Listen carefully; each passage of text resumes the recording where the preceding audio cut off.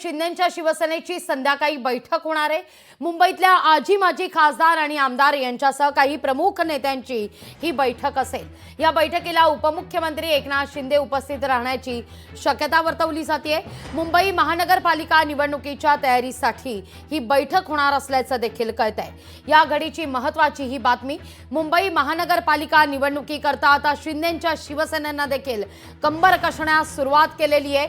आता मुख्यमंत्री देवेंद्र फडणवीस यांनी देखील जर आपण पाहिलं तर भाजपची देखील बीएमसीच्या दृष्टिकोनातून बैठक घेण्यास सुरुवात केलेली होती आणि आता त्या पाठोपाठ शिंदेंच्या शिवसेनेची देखील संध्याकाळी आज बैठक होतीये।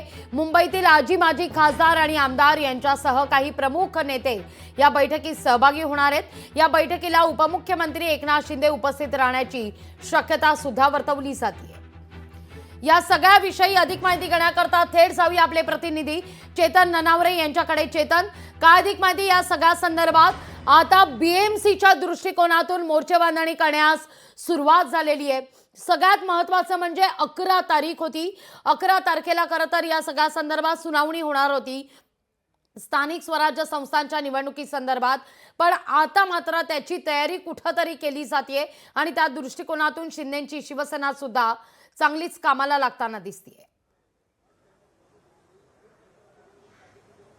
निश्चितच लागवी जानेवारी महिन्यामध्ये आता स्थानिक स्वराज्य संस्थांच्या निवडणुकी संदर्भात सुनावणी होणार आहे। त्यामुळे तब्बल पुढील 2 ते 3 महिने तरी आता महापालिका निवडणुका होणार नाहीयेत आणि त्याच दृष्टीने जर आपण पाहिलं असेल विधानसभा निवडणुकीमध्ये मोठा धक्का आहे तो ठाकरेंच्या शिवसेनेला बसलेला होता।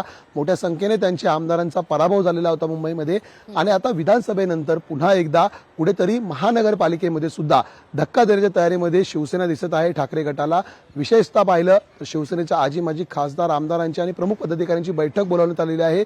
या बैठकीमध्ये विशेष करून कोणत्या वॉर्डमध्ये सध्या ठाकरेंचे नगरसेवक त्यांची साथ सोडून गेलेले आहेत आणि कुठल्या ठिकाणी अद्यापही ठाकरेंसोबत असलेले नगरसेवक आहेत, ज्या ठिकाणी रणनीती करावी लागेल त्या ठिकाणी सक्षम उमेदवार कोण आहेत, तो शिवसेनेच्या गळ्याला कशा प्रकारे लावता येईल आणि ठाकरेंच्या ताब्यातून मुंबई महानगरपालिका कशा प्रकारे आपल्या ताब्यात घेता येईल याची रणनीती आहे ती शिवसेना करत आहे। तुर्तास पाहिलं तर 86 पैकी जवळपास निम्म्याहून अधिक नगरसेवक आहेत ते ठाकरेंची साथ सोडून गेलेले आहेत। त्यामुळे आता शिंदेंच्या शिवसेनेकडून उरलेल्या नगरसेवकांना गळा लावण्यासोबतच ज्या इतर ठिकाणी ज्यांचं प्रतिनिधित्व ठाकरेंचे नगरसेवक करत होते त्या ठिकाणी सक्षम उमेदवारांना आपल्यासोबत घेण्याची रणनीती आखली जात आहे।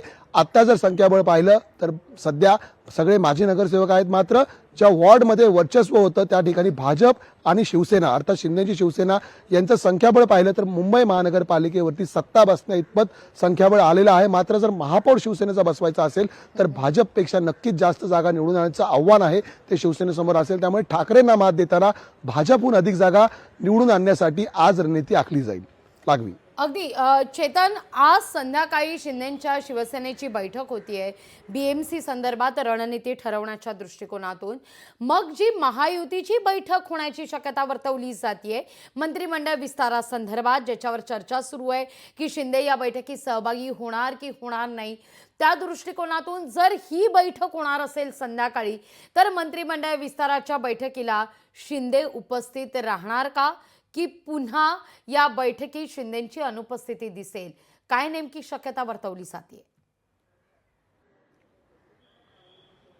निश्चितच देवेंद्र फडणवीस यांनी अद्याप या बैठकी संदर्भात कुठली अधिकृत दुजोरा दिलेला नाहीये। जर अशी महायुतीची बैठक झालीच तर एकनाथ शिंदे प्राथमिकतेने महायुतीच्या बैठकीला जातील अशी माहिती सूत्रांकडून कळते।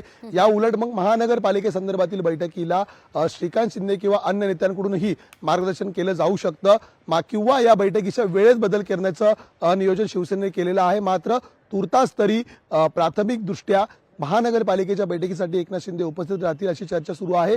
त्यामुळे जर महायुतीची बैठक लागलीच तर या बैठकीच्या नियोजनामध्ये आणि वेळेमध्ये बदल केला जाऊ शकतो।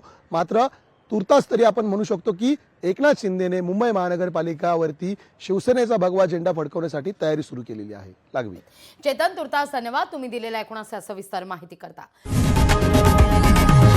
लोकशाही मराठी ऐका, पहा, जागरूक रहा।